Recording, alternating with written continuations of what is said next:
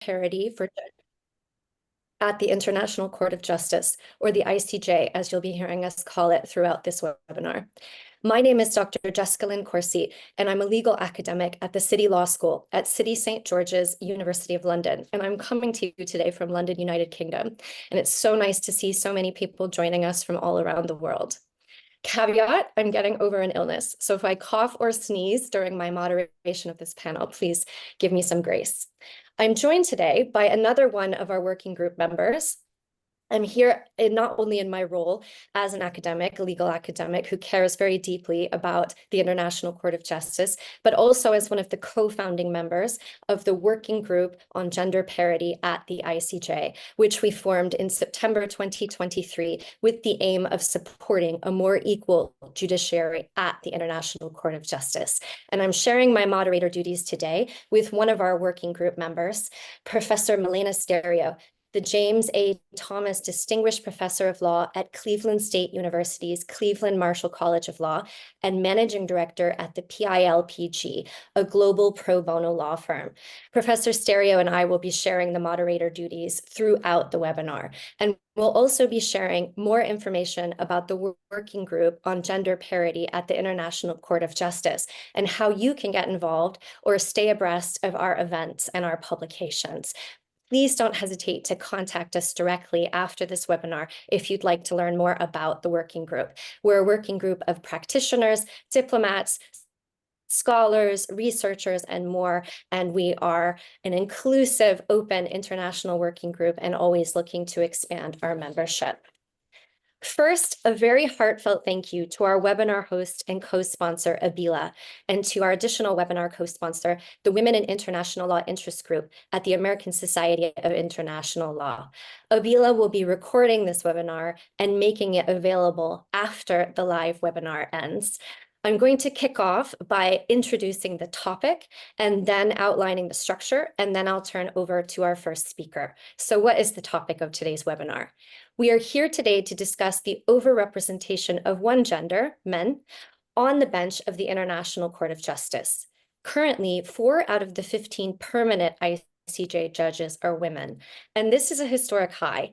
And it's very telling that less than 1/3 of the court is women, and yet this is the most women that we've ever seen on the bench in the ICJ's almost 80-year history. This also stands in contrast to other international courts which have achieved gender equal benches. Equality on judicial benches matters.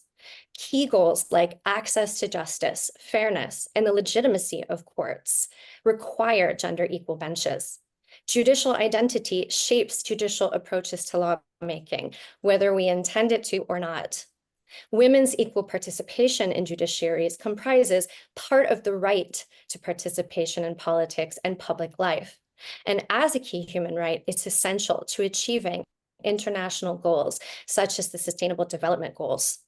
Beyond the gender binary of men and women, the equality of all peoples requires that judiciaries be inclusive of all genders.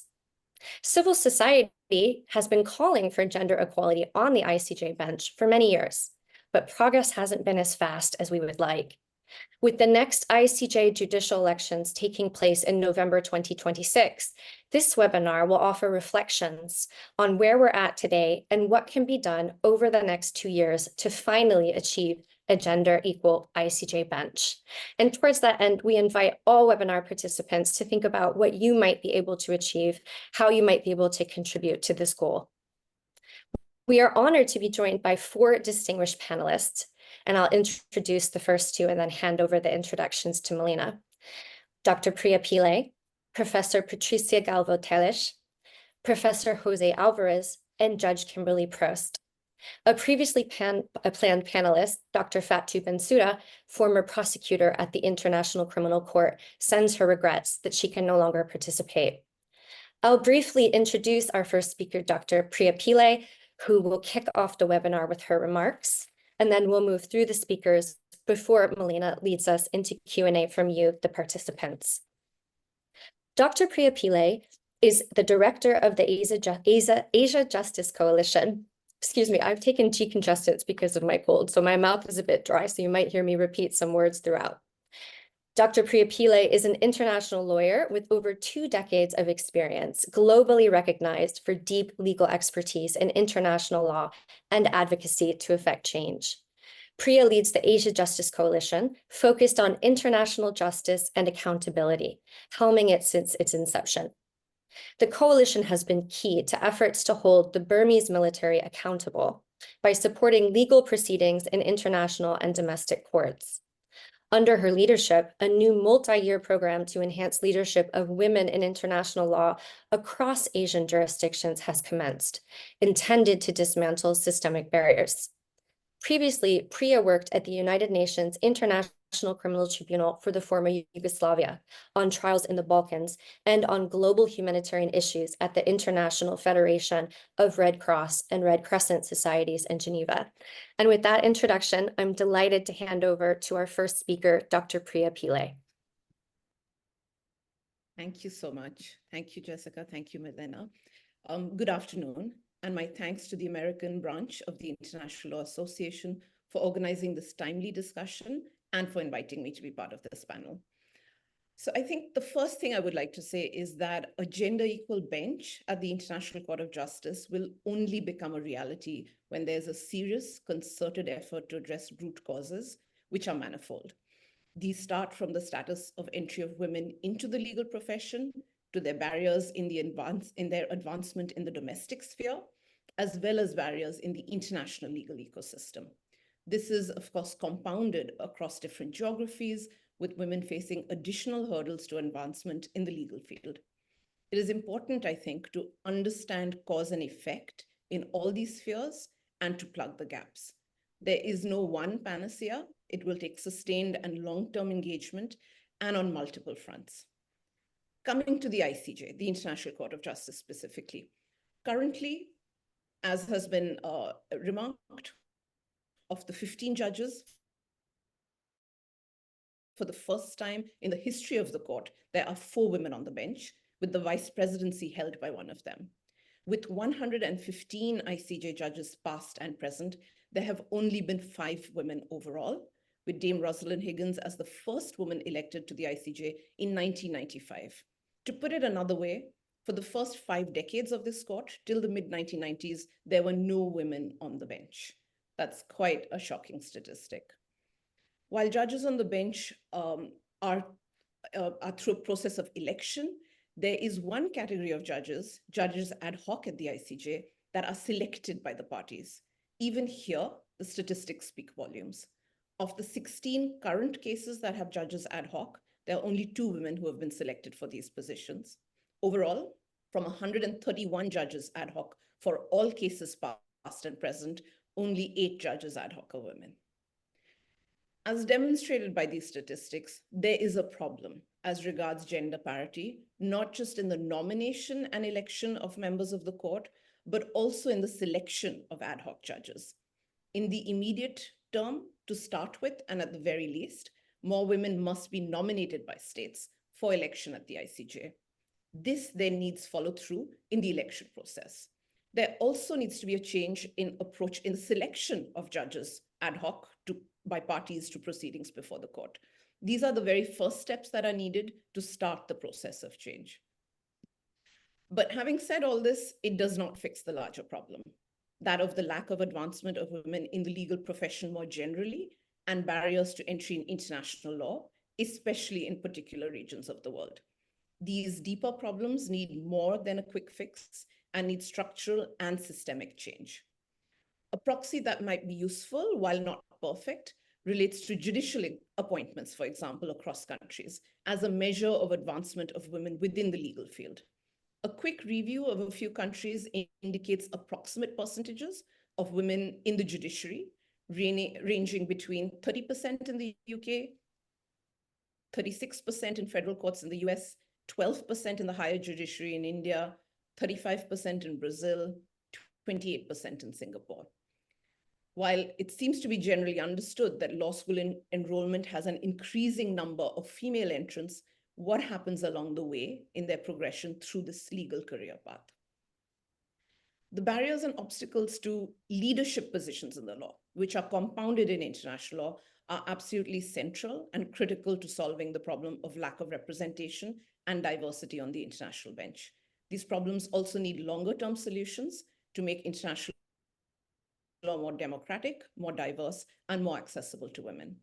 A key component of the work that the Asia Justice Coalition is undertaking, which we started in 2022 to ensure greater diversity and representation of women in international law, is to drive the systemic change across Asian jurisdictions in order to dismantle barriers to international legal careers and provide greater access and opportunity. This is a concerted effort that needs to be sustained in the longer term so that the idea of a gender equal bench at the ICJ becomes a reality and does not remain a mirage. Thank you.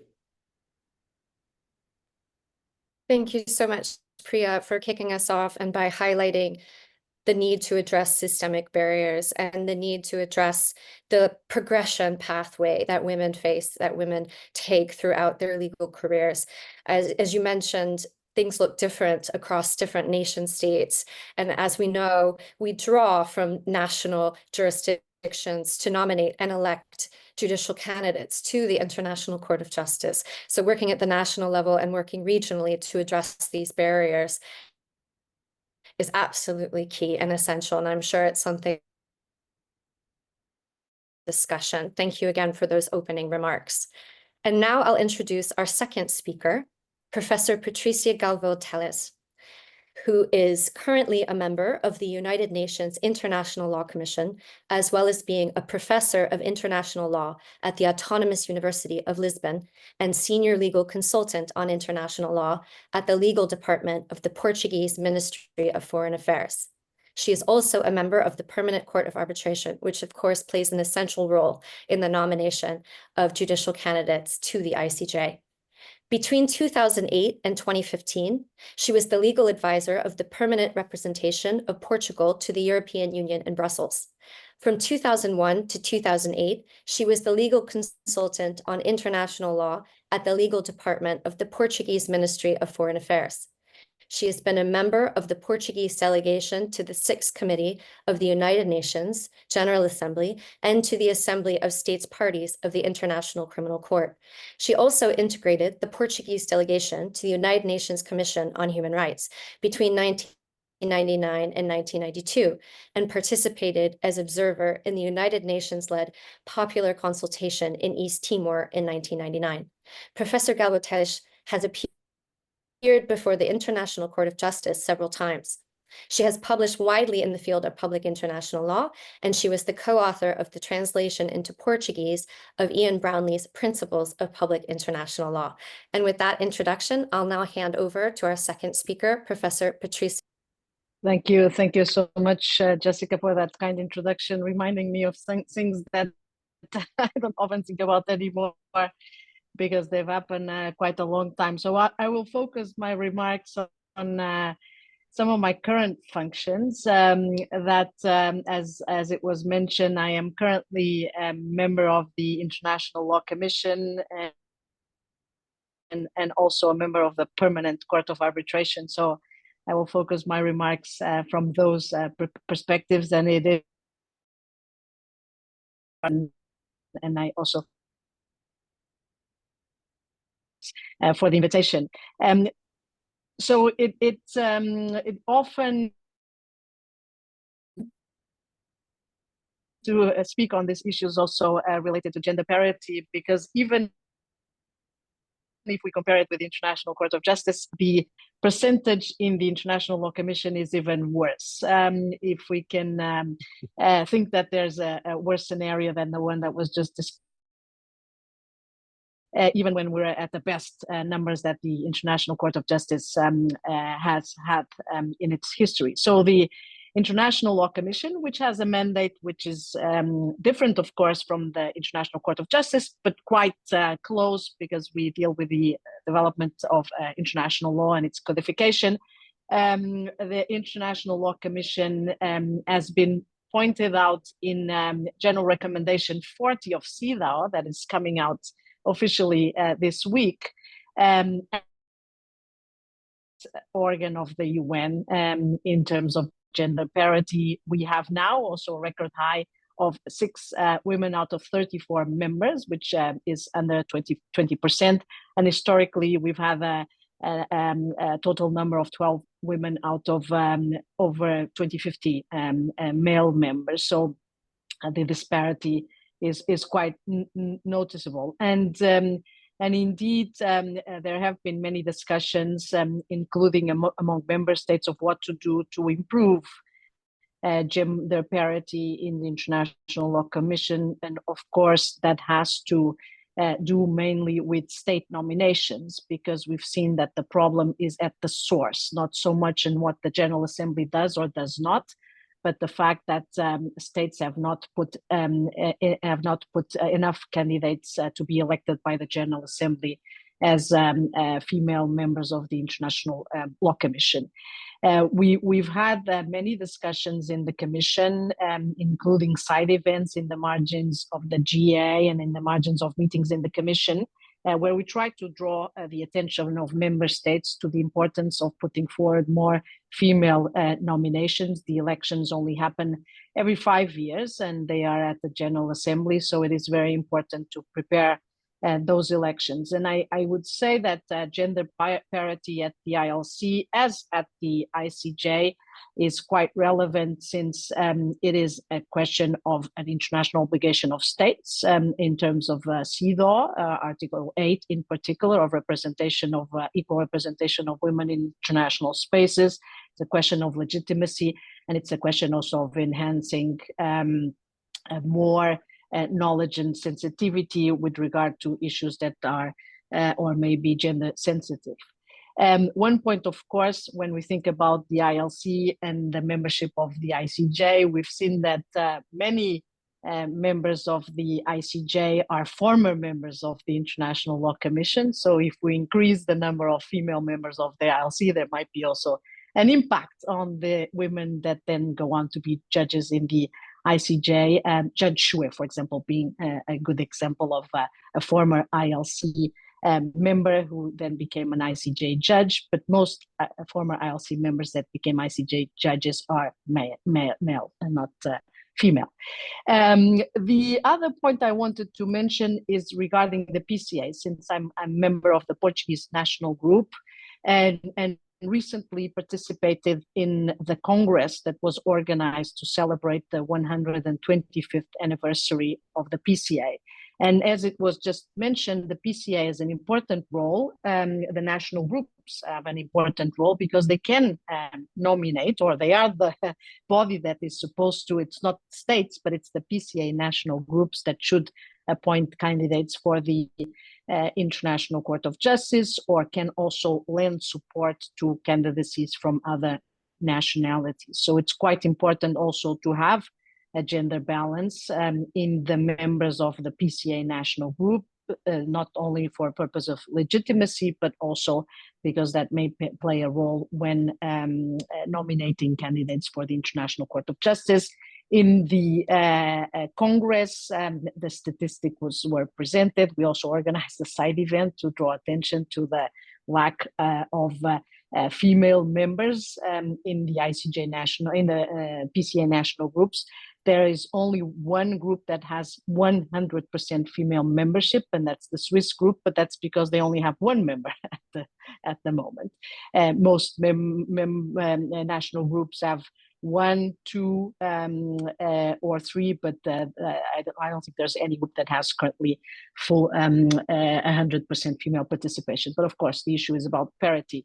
The role would be, I think, even increase if there is more sensitivity, and perhaps there would be also more female nominations, or at least more discussion about that.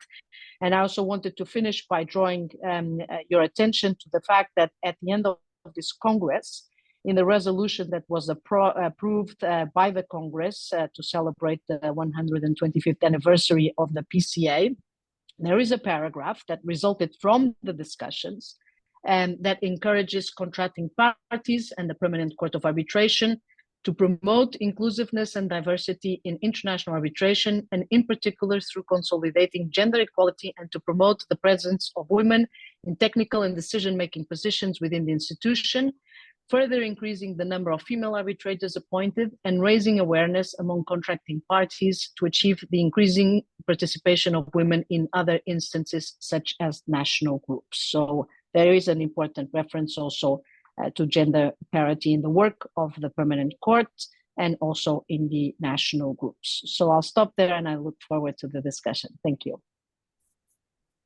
Thank you so much, Patricia, and thank you for highlighting several keys, factors in gender equality and representation in international bodies, including the source states. And you've pointed out so many efforts that have been made, whether it's at the PCA and the resolution that you just called our attention to, or the side events that have been hosted regarding gender equality at the ILC. You've pointed out that CEDAW is releasing a new general recommendation that communicates the need for gender equality in courts and international bodies like the ILC. And the question remains, with years and years of these calls to make changes and to specifically, as you summarized from the resolution from the PCA Congress, to ensure gender equality and women's representation, why isn't this happening? Despite, as you addressed, what might be a legal obligation upon states and other relevant bodies to make this happen. So I hope we can continue to discuss these essential points as we move to the Q&A, and that it's something that we can continue to discuss beyond this webinar right now. And I believe that our third panelist, who Milena will now introduce, is going to walk us through some of these topics as well, including legal obligations and rights. And I'll hand over to Milena. Thank you so much, Jessica. Before I introduce our third speaker, let me just briefly address our audience members and encourage all of you to submit questions that you might have for our speakers through the Q&A function. You do not have to wait until the end of the webinar. Please feel free to send questions as you think of them, and we will do our best to turn to your questions towards the end of the hour. So with that in mind, it is my pleasure to introduce Professor Jose Enrique Alvarez, who is the Herbert and Rose Rubin Professor of International Law at New York University School of Law. Before coming to NYU, he was the Hamilton Fish Professor of International Law and Diplomacy and the Executive Director of the Center on Global Legal Problems at Columbia Law School. And he has previously taught at the University of Michigan Law School, George Washington University's National Law Center, and Georgetown Law Center. He served as president of the American Society of International Law from 2006 to 2008, and was the immediate prior co-editor-in-chief, along with his NYU colleague, Professor Benedict Kingsbury, of the American Journal of International Law. He has published over 150 articles and book chapters. Professor Alvarez, the floor is yours. Thank you so much for that introduction. And I'm honored to be on a panel with women, all of whom should be on the ICJ themselves. So I'm very honored to be here. And yes, my message is that this is not just a matter of good policy. There is law here. But first, I want to agree with the others that this is not your father's or grandfather's ICJ anymore. There's a visibility to the ICJ, a high political salience, given the latest wave of cases and requests for advisory opinions that make this issue even more at the forefront than it ever has been. We have now a whole range of potential litigants in the Global South to whom and for everyone it matters when Joan Donahue is seen as reading a judgment of the court with respect to Israeli actions in Gaza on television screens all over the world. Obviously, it enhances the legitimacy of the court to have gender parity, and not only with the half of the planet that is female. I also want to say, before I get to the brief legal remarks, that legal philosophers like Nancy Fraser have highlighted how participatory processes are not neutral. They are recognized sites of power and struggle that tell us whose perspectives we value and we respect. Justice is defined by parity of participation. The gender of our institutions for rendering justice at every level needs to recognize that those who are subjected to the law need to have a role in making it. The gender parity of the bar helps to ensure a just redistribution, who gets what, who gets recognized, that is, who is heard, and who gets represented. That is, namely, how we decide who gets what. And a gender equal bench says that the court is taking a significant step when governments resist institutional patterns and structures that Patricia reminded us.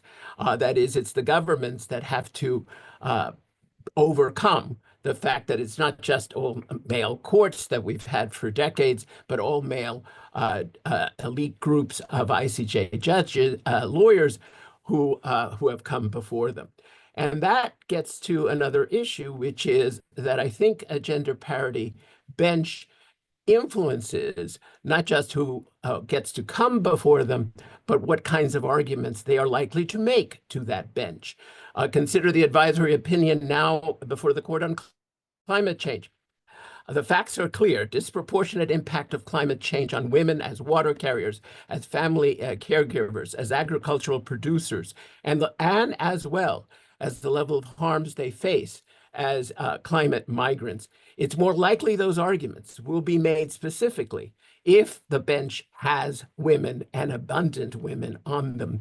But legal philosophers have not been the only ones. There are abundant treaties. We've heard of CEDAW's Article 8, which demands that all states take appropriate measures to ensure equal participation of women in the work of international organizations. And of course, the ILC itself has recognized that the World Court is an international organization itself. There's Article 8 of the UN Charter recognizes the need for men and women to participate under conditions of equality in its principal and subsidiary organs.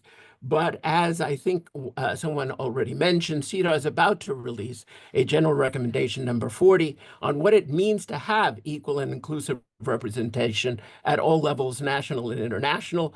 And it highlights that CEDAW may have been the first treaty to stress the need to apply that at the international level, including at courts, but it's not the only one. There's a long list of human rights treaties that have recognized the need for gender parity, lack of gender discrimination, which is what it really is when it comes to the international level, including at the bench. That includes the Covenant on Civil and Political Rights, Article 25, the Convention on Political Rights of Women, which says that women have a right to exercise all public functions on equal terms with men. The American Convention of Human Rights, Article 23, the African Charter on Human and People's Rights, Article 13, and its protocol, Monopole Protocol, Article 9.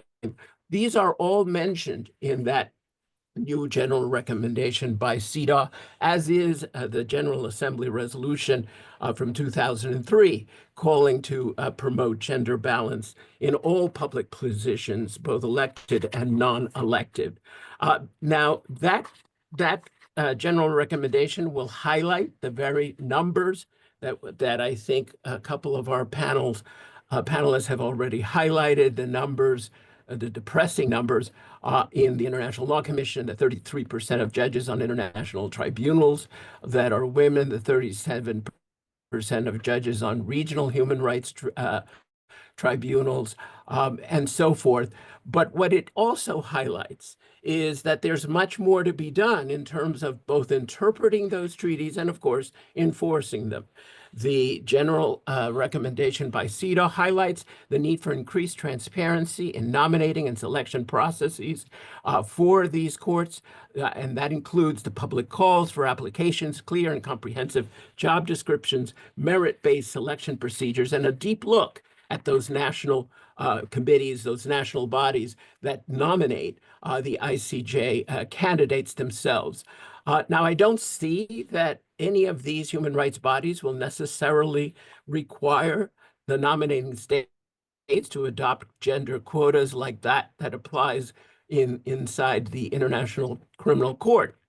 But it is not far-fetched for that committee and others applying these treaty obligations to insist that states owe duties to consider the gender of their candidates and to report them with data disaggregated by sex, who they considered, how that reflects the disaggregated data on their own national judiciaries, and that when they have repeated opportunities, as do the P5, to appoint ICJ judges, they have particular duties to show and explain why they have not the temporary special measures required by CEDAW to ensure gender parity between men and women with respect to this form of public service. I hope that suggests that as we evolve these treaties over time, we should take that particular portion that requires gender parity on public international positions seriously. This is not just a matter of good policy, good for the court, good for the world, good for justice. It's also a matter that the law itself requires. Thank you. Thank you so much for those remarks. Thank you for reminding us that perception matters and that the perceived legitimacy of international courts and tribunals surely is undermined when women are not represented. And thank you so much for reminding us that we actually have legal instruments which call for the equal representation of women at international courts and other international institutions. And with that, it is my pleasure to introduce our fourth panelist, Judge Kimberly Prost of the International Criminal Court. Before her election as judge of the ICC, Judge Prost served as chef de cabinet for the president of the International Criminal Court for a 2-year term. And before joining the court, she was appointed in 2010 as the first ombudsperson for the Security Council Al-Qaeda Sanctions Committee. In July of 2006, after election by the UN General Assembly, she was appointed to sit as an ad litem judge of the International Criminal Tribunal for the former Yugoslavia. And earlier in her career, Judge Prost worked for the Canadian Department of Justice for 18 years, appearing before all levels of including the Canadian Supreme Court. She's participated in negotiating over 40 extradition and mutual legal assistance treaties and was a member of the Canadian delegation at the Rome Statute negotiations for the International Criminal Court and other related documents, as well as the UN Conventions against Transnational Organized Crime and Corruption. It is my pleasure to yield the floor to Judge Prost. Much, and really thanks for the invitation to be here with such an amazing panel. It's a bit of a challenge going last with such a rich panel because of all the interventions that have come before me. I can only but agree with everything that's been said and said so well. Excuse me, I'm also suffering from a bit of the cold here, so I'll try and plug through.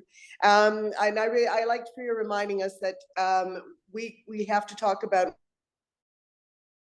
what are ways forward here, but a lot of these issues are very deep-seated, especially in a number of countries, and we do have to focus on long-term solutions as well. And I think both Jose and Patricia have talked about it's not just about the election process, it's about the feed into the election process for the ICJ. So I think we have to bear that in mind. I wanted to make some obvious particular remarks because of the contrast with the International Criminal Court. As you're probably all aware, we are currently, for the second time, a majority of women on the ICC, and we previously were at parity. And that's obviously a very positive thing, and it brings a richness to the bench for all the important reasons we've talked about. No one should be misled by the statistics of the ICC to think that it's about the fact that it's a newer court, a newer treaty, newer principles, because were it not for some very special rules, and Jose has referred to them generally, we would be, I'm quite certain, in a similar situation in terms of the battle for gender parity on the bench, because what the ICC rules do, it's not so much about quotas, is that they motivate states in a political way to nominate women, because there is minimum mandatory voting requirements, things that states understand politically, and their basic assessment is if we want to succeed in this particular year with our candidate, then we're gonna go for a woman who's got a much better chance because of the minimum voting requirements. So I have no doubt, and it's been demonstrated over and over again, Once you have highly qualified female candidates before the General Assembly, the Assembly of States Parties, they can be and will be elected. It's not that women can't compete equally. It's not that they can't win equally. The problem is the feeding into the process. And it's already been mentioned, I think, for the ICJ, this may I say, sorry, I'm not an ICJ expert or very diplomatic, but the antiquated process, quite frankly, of the national groups for which there is no necessarily rules, there's no transparency. If you have national groups putting forward the nominations who are themselves devoid of gender balance, as was already mentioned, and in particular for me, transparency in the processes leading up to the nominations for the ICJ really need to be focused on, because that's how you can make a difference. And considering what kind of motivation politically we can put on to states to search further, to look harder, to pursue nominations of women for the ICJ and the ILC, a very important point made by Patricia as to the statistics there. So I think that is a real focus that we have to have. And it's also, I think, interesting that what we talk a lot about what we can do to motivate states, and I think that's really important.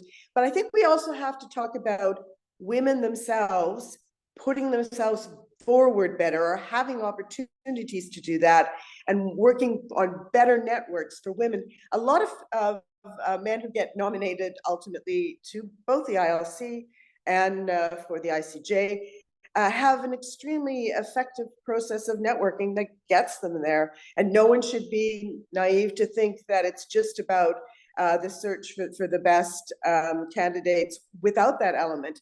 Even running in the ICC elections, those networks are important. And I think we need to do more. Women are, I know it's a bit of an overstatement to some degree, but it's true. I've seen over and over in my career, women not necessarily putting themselves forward as forcefully and looking for those opportunities to place themselves in the positions and the situations that will help them to get noticed, to get appreciated in terms of the processes for the election. So these are some of the thoughts that I have about, and not just the problem, because we've discussed it. I think it's there. The statistics are so stark. I think we really have to focus on what are in the short term. The long term, we know we have a big project, but in the short term, what can we do to make this process better for the ICJ? What can we do to make better opportunities for women? And what can we do to motivate states, as we've done on political realities, that nominating a woman is good for the country? You're going to get great candidates and you're going to get them elected. So unfortunately, I don't have a lot of answers to those questions, but I do think those are some of the issues that we should look at, and those are some of the things that can be done on the ground in countries, domestically with the national groups, for example, asking questions. And I just wanted to throw those out, but I think I'll stop there since we've had so many interesting comments, and turn it over for the discussion. Thank you so much, Judge Prost, and thank you for reminding us of the importance of networks. And let me just take a brief moment to highlight that our co-sponsor, the Women in International Law Interest Group at the American Society of International Law, has had a mentoring program in place for many years. And many of us here have been both mentees at the start of our careers and have served as mentors in the most recent years. And to our audience members, I definitely highly encourage you to look up the WILIG mentoring program. So with that in mind, it is now time to turn to some of our audience questions. And the first question, actually, I believe that Jessica Corsi would be the best one to answer, but I do think it's an important question, so bear with me. And the question is actually from one of our project members and a co-founder, Gay Lithgow, who asked if there is anything that listeners in different positions can do to get involved in change, and how listeners can get involved in this project the gender parity at the ICJ project. So Jess, let me turn it over to you and just ask you to just briefly outline for audience members how they can get involved and what more they can do. Thank you, Melina. And then I would love to turn this back over to our panelists and build on it. So how can you get involved in this project? You should feel free to email me directly, jessica.corsi@city.ac.uk, or Freya has shared in the chat the link to our website, for example, which is hosted by our official partner, Atlas Women, a great network of thousands and thousands of women from all around the world working in public international law. And there are forums on our website where you can express your interest. Because this is a complex problem, which I think our esteemed speakers have done such an excellent job of highlighting, they've been outlining some of the complexity of the process, which is a political process and a multi-layered process for nominating and electing ICJ judges. We have broken our working group into subgroups where we're focusing on different issues. So please have a look at that, because you may find that you have particular contacts in your home country or in your local bar association or in your local or international association of women's judges, or that as an academic, you would like to start researching and writing with us, or that you're particularly good at media and public relations. Because when we ask the question of how do we motivate states, yes, absolutely, we can change the rules. We can ask the UN Secretary General to change the rules. We can ask the General Assembly and the Security Council to change the rules. We can have feeder organizations like the ILC, the PCA change the rules, or with a lighter touch without actually modifying that to make some calls, make some specific recommendations or requests of particular people. And I think, generally speaking, if we can change the discourse, continue to do so as we are doing today through this webinar, and hopefully this is a conversation that all of us can continue, that we can continue to brainstorm and think of answers. And, Judge Prost finished us off on the right note exactly, I think, which is a series of essential questions of how do we motivate states? How do we change these processes? So that's something we're working on as a working group. And we have ideas such as asking states to take a pledge, asking the UN Secretary General in that office's role of opening the nominations for ICJ judges to call for gender parity in nominations, the way that, say, for example, rules within the Rome Statute of the International Criminal Court already do. That being said, we're always open and very grateful for other ideas and the skill set that such a diverse working group brings. So please do get in touch. And with that, I'd like to hand it over to our other panelists to help us answer this question of what can people do? It depends on people's positions, of course. There's so many avenues towards creating, there is and there isn't, right? We're constrained by the process that's laid out in the ICJ statute in terms of how nominations and elections happen, but we're not without opportunity. So I would love to hear from the other panelists how they think people listening today could make a difference and how they could influence and get to work on these different avenues we have for changing the bench at the ICJ.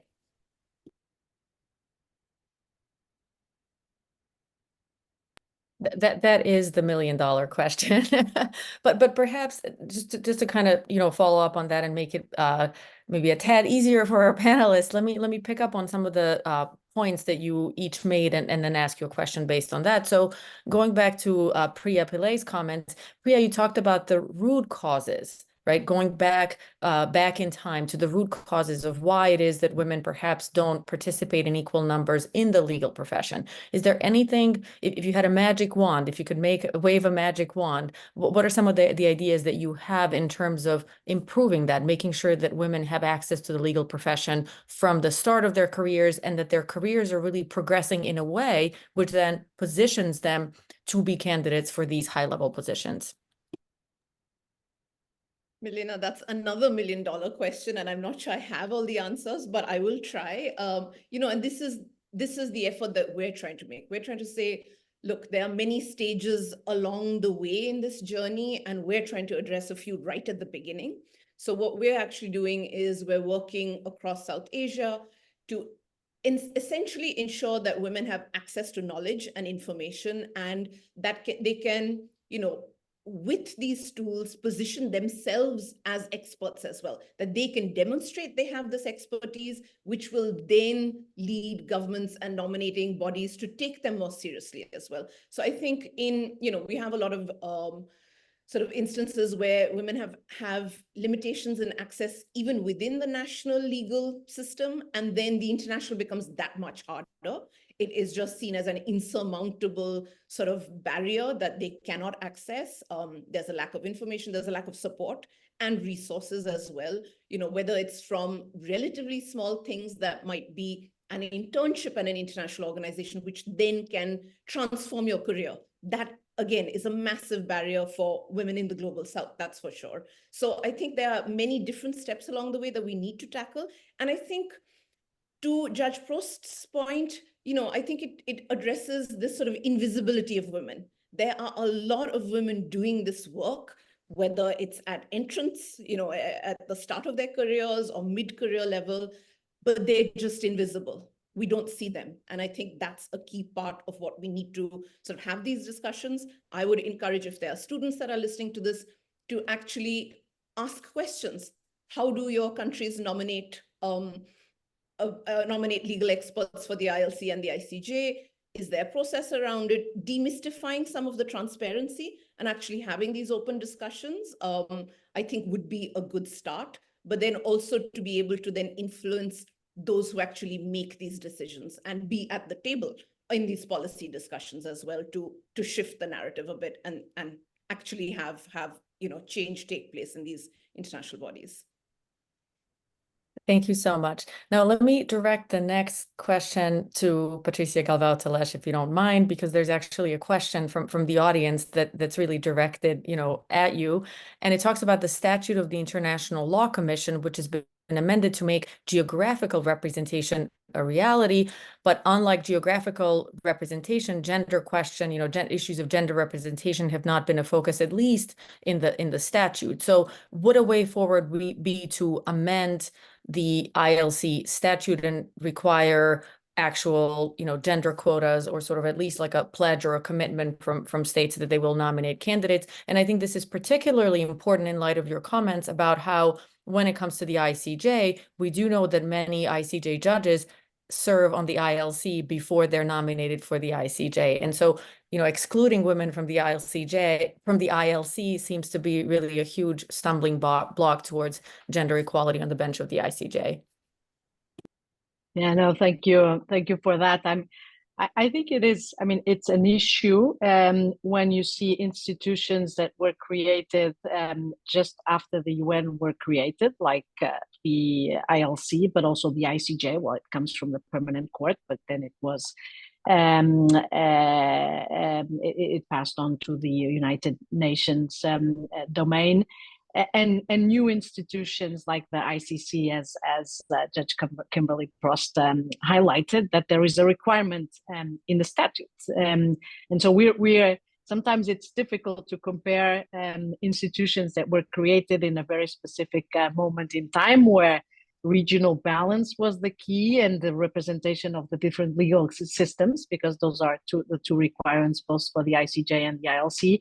And more modern institutions like the ICC that was created in the 90s, of course, where gender parity was already an issue. So maybe we need an update, and in the statutes of those older institutions. But for that, you need political will to update those statutes. Maybe the ICJ is more difficult because, in legally, the amendment would be an amendment of the statute that is an annex to the charter. For the ILC, it's a General Assembly resolution, the statute of the ILC, so it would be easier. But I think also recommendations would have a lot of impact. And I'm very hopeful. We mentioned the GR 40 from CEDAW. I think that's going to be a very important entry point in the discussions with states for changes to happen. So I'm not sure if we need to go with the full change in statutes. Of course, that's a possibility, but for that it might be a bit more complicated, and you may need a bit more political backup. But for recommendations, for making this issue more visible, I think that the events that we've organized in the context of the ILC, they've been side events, but they've been so powerful in the sense that, for example, when we were celebrating the 70th anniversary of the ILC, we did a side event in New York, and the title of the side event was 7 Women in 70 Years. And the title of the event was so powerful that, you know, everybody was talking about it. We thought we don't even need to do the event anymore. But of course, that's not enough. I mean, we saw that there was an increase, I think the double of women candidates appeared after we did that event. So that was great. So we had 8 women candidates and then 5 were elected. So much more choice than in my first election, where we only had 4 women candidates and they were all elected. But I think there are many different tools. I think it's important to explore these different tools, and also maybe if it's not possible to go full blown to a statute amendment, recommendations are also very important. And really what you need is to convince states to put forward more women. Thank you so much. Now, let me direct the next question to Professor Jose Alvarez, and please feel free to also comment on any previous questions. But one of the questions, and I think this is an interesting point, is really about linking the campaign for gender parity on the ICJ bench to perhaps other campaigns directed at the ICJ. So, for example, there is a campaign currently ongoing to convince more states to accept compulsory jurisdiction over contentious disputes, calling for some reform at the ICJ. Do you think it'd be a good idea to essentially link this campaign to other existing campaigns? And I'm just trying to be savvy here. Maybe theoretically, conceptually, it's not a good idea. But at the same time, if you're trying to achieve change, sometimes you have to be savvy and you have to act in ways that I think benefit your campaign. So any thoughts on that? Well, that's a fascinating question, and I tend to favor the all tools above method. That is, use everything until you've discovered that something creates a real backlash, but at least you've tried. And yes, I think you could call this gender mainstreaming ICJ reforms throughout all the reforms, including the cases that the court takes, but also the advisory opinions that are posed, as well as the compulsory jurisdiction in encouraging states. But I will say one thing on that hasn't come up. The CEDAW committee is great that it has this general recommendation, but the CEDAW committee is partly a reactive institution. There are probably people listening that write human rights shadow reports that appear before CEDAW in various ways, including as lawyers in the views. And in all of those forums, CEDAW will, I think, respond to some form of pressure. There are particular patterns of what gets raised in the concluding observations of CEDAW. And you see it now that there's a regular paragraph on climate change and women, etc. I think there should be pressure on the CEDAW brought from civil society to have a section on parity in international institutions, including the judiciary generally.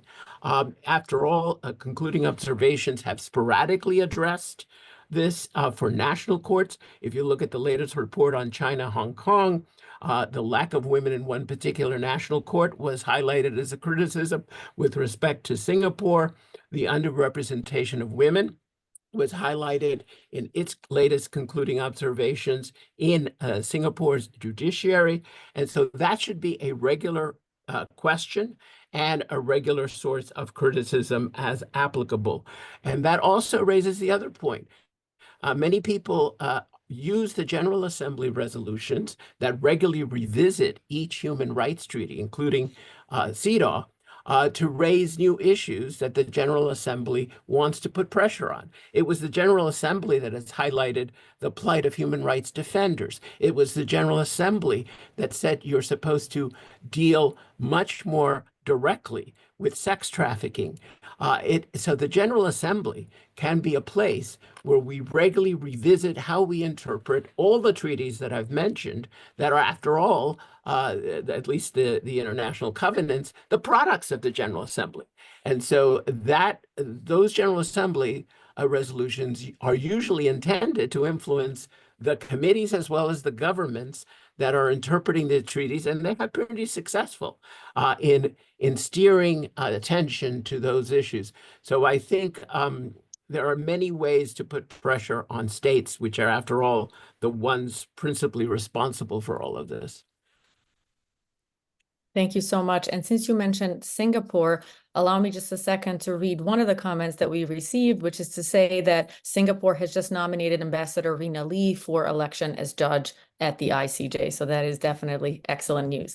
Now, my last question is for Judge Prost, and let me ask you about intersectionality. So obviously gender parity is important, but what are your thoughts about an intersectional approach to gender parity?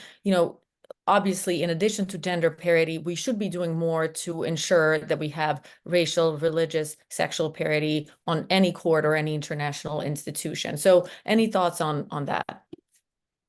Well, it's always a challenge because those are also some of the factors that make it a challenge to deal with gender parity, because you are dealing at the same time in the international sphere with other very complex but important balances, sometimes legal systems, geographic representation. So I think we certainly have to bear those in mind, and I think there is scope for intersectional approaches and finding a balance in all of those. But for me, I still think the ICJ situation is such that we have to really, we do pretty well on the geographies. I think on the other issues, I think we really have to focus on the particular issue that's most pressing, which is the gender issue. And I did just want to add, we've heard some really great ideas in this round of questions too about ways of bringing pressure. And I would just bring it down to a little more micro level. How about some local bar associations, legal associations, asking more questions to the government about their national groups? How are they formed? What are their rules? How do I apply? Is there a transparency? We're seeing the nominations already starting with the great news about Singapore today. But I think this is a time, just little projects like that, putting some pressure on at the grassroots level. So those would be my thoughts. Thank you so much, Judge Prost. And we are now almost at the end of the webinar, so I'll say a few concluding remarks. And first of all, thank you again to our wonderful panelists, Dr. Priya Pillai, Professor Patricia Galvo-Teles, Professor Jose Alvarez, and Judge Kimberly Prost. And thank you again to our hosts, Abila, and co-sponsors, Aisel Willig. And thank you to everyone who has joined us today, and to everyone who has submitted a question or comment. Please rest assured that even if we haven't been able to respond live on this webinar, that we've taken note of all your questions and comments, and we'll get to work on incorporating them into our working group. And as Jose Alvarez said, we can continue to use the General Assembly to keep, or CEDAW general recommendations to keep these issues live. We intend as a working group to keep this issue live as the nominations roll in, with some good news from Singapore, for example, and leading up to the November 2026 ICJ elections and beyond. Because even if by some wonderful accomplishment from everyone here and many others, we did achieve a gender equal ICJ bench, or got closer to it in the 2026 elections. We all know that equality gains can suffer rollbacks at any time. So it's our intention as a working group to help institutionalize equality, intersectional, gender, and otherwise, on the ICJ bench and in international law, broadly speaking. So it's so wonderful that you've been able to join us today. And of course, the work continues both now and in the lead up to 2026, and of course beyond. And we will exist as a working group until we've ensured that there's gender equality in all international institutions. Thank you again for everyone who joined us today, and we look forward to discussing this with you at our next meeting.